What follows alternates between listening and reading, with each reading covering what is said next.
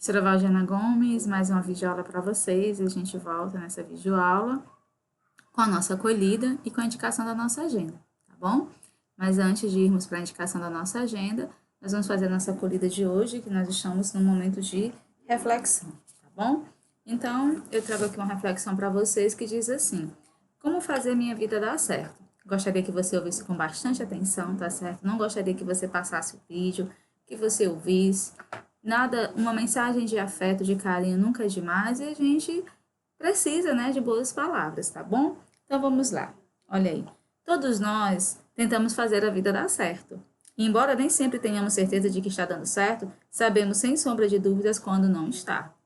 Ter uma vida que dá certo não quer dizer que tudo é perfeito. Não. Significa ter paz com Deus e saber sem hesitar que se está nas mãos dele, que ele não abandonará, não a deixará à beira de um precipício, nem a desamparará nos momentos desafiadores, árduos e difíceis.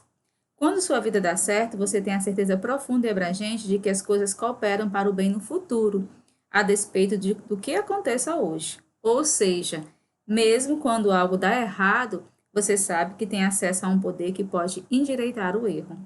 Esse poder, sexto ano, vem somente de uma fonte, Deus. E ele tem algumas especificações para derramá-lo. Quando vivemos de acordo com essas especificações, da maneira que ele deseja que vivamos, nossa vida vai sim, pode sim dar certo. Então, guarde essa mensagem aí no seu coração, tá certo? E vamos fazer com que a nossa vida dê certo. Nossa vida pessoal e também nossa vida estudantil. E agora, vamos para a indicação da nossa aula de hoje. Para a nossa aula de hoje, né, você vai precisar aí do seu módulo 2 e da sua gramática, tá certo? Então, eu começo com a correção da atividade da página 74 a 77 do módulo 2. E deixo como sugestão aí atividades. Vamos ver como é que acontece a nossa aula. Se dá tempo a gente resolver alguma coisa, né, a gente vai fazendo junto, tá bom?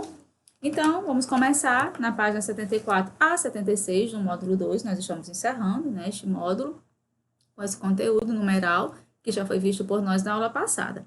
Então, vamos lá. Pegue aí seu módulo, atualize sua agenda, não deixe nada para depois. Numeral, tudo bem? Módulo 2, página 74. Nesta seção, você vai estudar a classificação e a flexão da classe gramatical numeral. Leia o trecho de um artigo do blog Viajologia. Olha aí, época, né? Tem editorial, vídeos, blogs, colunas, economia e esporte. Em 10 anos, blog Viajologia leva leitores a descobrir mais de 70 países. Entre as 150 matérias publicadas durante a década, saiba quais foram os destinos que mais bombaram. O blog Viajologia de época comemora nesta terça-feira, 20 de junho de 2017, seu 10º aniversário. Durante essas 522 semanas, publicamos 650 histórias de viagens de natureza que tiveram como cenário 72 países. O primeiro artigo foi postado em 20 de junho de 2007. Na ocasião, eu me preparava para embarcar dos Estados Unidos para a Mongólia, onde passaria um mês no país de Gengis Khan, escrevendo sobre as estepes, os cavalos, os templos budistas, a vida selvagem, um trekking de camelo, o Festival Nadan e muitos outros temas. Uma aventura especial acabou nas páginas da revista Época, As Arcas Sagradas do Deserto de Gobi. Haroldo Castro, em 10 anos, blog Biologia, leva leitores a descobrir mais de 70 países. Disponível em http epocaglobo.com, acesso em 7 de maio de 2018. Ok? Então, vamos lá. Então, a sugestão da aula é que você leia. Como se trata de numeral, que você fique atento a reconhecer estes numerais, tá certo, sexto ano? Isso é uma leitura de leituras proficientes, que a gente vai desenvolvendo com vocês essa prática, essa habilidade da leitura, e que vai lhe dando condição de você perceber e descobrir o numeral no contexto comunicativo, tá certo? Vamos lá. A. Qual é o destaque desse artigo? Esse artigo ele tem um destaque. Ele tem uma palavra, né, que não é comum, mas que nos remete a uma que já é conhecida por nós. Olha aí. As aventuras publicadas pelo blog Viajologia, né, durante os 10 anos de existência. Tá bom? De acordo com o título, Quantos anos tinha o blog no ano em que esse artigo foi publicado? Quantos anos? Está lá. É importante que você perceba as informações explícitas e as informações implícitas de um texto, né? Então, 10 anos, tá bom? C. Quando foi publicado o primeiro artigo desse blog? Tá lá também, né? Uma informação muito clara, não resta dúvida, não causa dúvida. É só questão mesmo de ler, perceber e anotar. Em 20 de junho de 2007, tá bom? Quantas publicações foram feitas até a data desse texto? 650 publicações. O algarismo décimo se refere a que palavra citada no título do texto? A palavra 10. Então, confere aí comigo.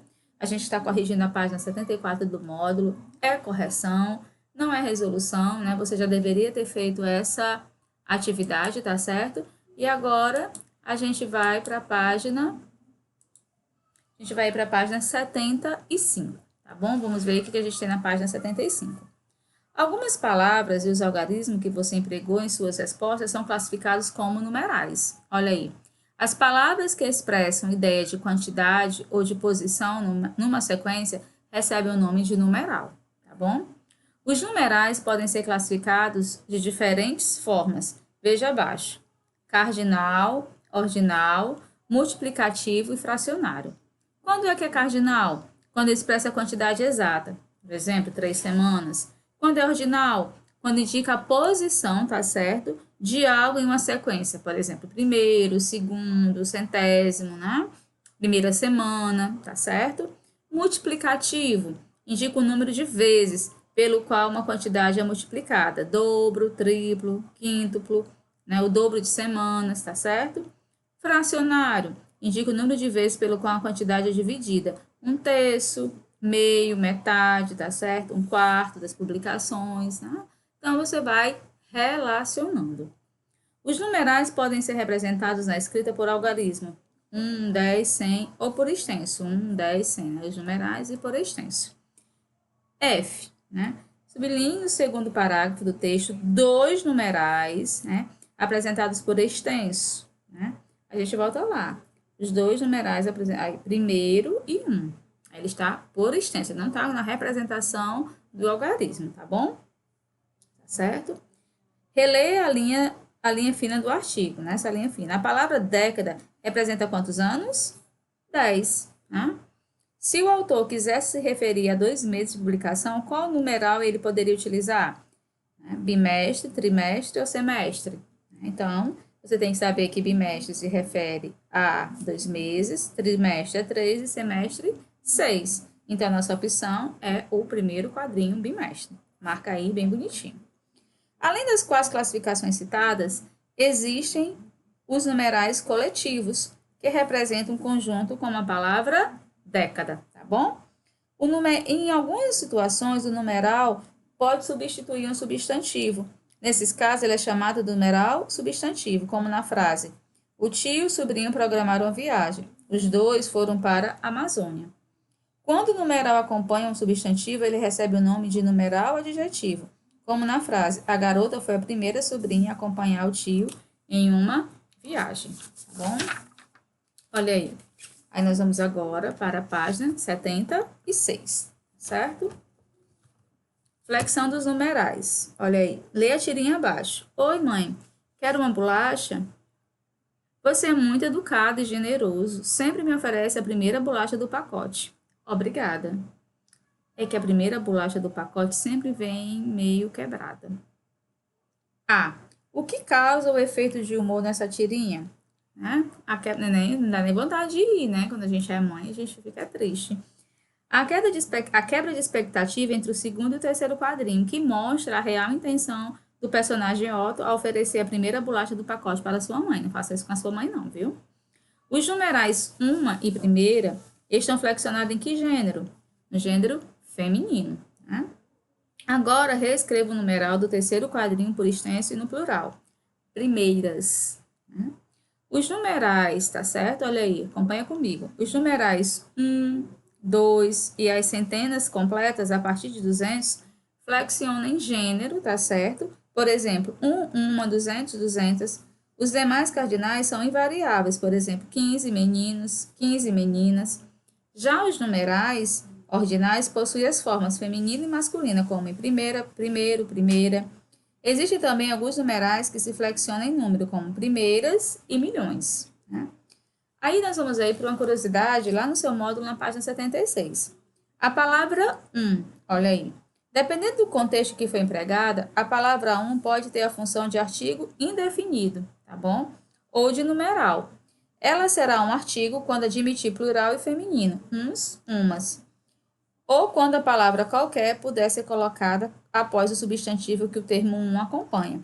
Por exemplo, vi um menino saltando pipa. Vi um menino qualquer saltando pipa. Já quando indicar quantidade, puder ser substituído por outro numeral, dois, duas, três, será um numeral. Por exemplo, ganhei um livro de fábulas maravilhoso. Ganhei 2 livros de fábulas maravilhosos, né? Então, a gente viu aí, né, essa correção da 74 a 76, né? Mas ainda falta a página 77. Então, vamos lá para a página 77, né, que é a indicação da nossa aula de hoje. Olha aí. Leia as manchetes abaixo. Abril passado foi o quarto mais chuvoso do século. Aí tem disponível em www, acesse em 8 de maio de 2018. Pichardo estabelece novo recorde nacional do triplo salto. Site ajuda a calcular o custo de viagem para mais de 250 destinos do mundo. 8 de maio de 2018, todos têm a mesma publicação. Vacina contra a gripe, já foi aplicada em 1/3 do público-alvo, que vamos fazer do coronavírus, né? Classifique os numerais destacados nas manchetes. Então, vamos lá, né? Gente, se você tiver dúvida, você retoma lá na indicação, tá certo? Das páginas nos quais a gente fez essa análise. Olha aí. Quarto é ordinal. Século é numeral coletivo. 250 é cardinal. Triplo é multiplicativo. E 1/3 ele é fracionário. Então, espero que não tenha nenhuma dúvida. Qualquer dúvida, reforça lá com o Humberto, né? Com o Márcio. Passe para o feminino as palavras em destaque nas frases a seguir. É muito importante, pessoal, que vocês reconheçam o contexto que está sendo pedido na questão. Ah, tia, eu não entendi. Aí, às vezes, nem lê com calma, né? Nem se apropria do que está sendo pedido, vai logo dizendo que não sabe e isso dificulta, de uma certa forma, realmente o seu entendimento. Olha aí, né? Passe para o feminino as palavras em destaque nas frases a seguir. Item A. A sala de aula tinha 14 meninos. Né? Aí a gente está pedindo o que? A questão para passar para o feminino. Então, a sala de aula tinha 14 meninas. Eram aproximadamente 100 homens e 200 meninos, de até 12 anos. Eram aproximadamente 100 mulheres e 200 meninas, de até 12 anos. Então, nessa questão, nesses itens, você vai se atentar ou escrever por extenso corretamente, tá certo? Entendendo que esse 14 vai ser C-A-T-O-R-Z-E, tá bom?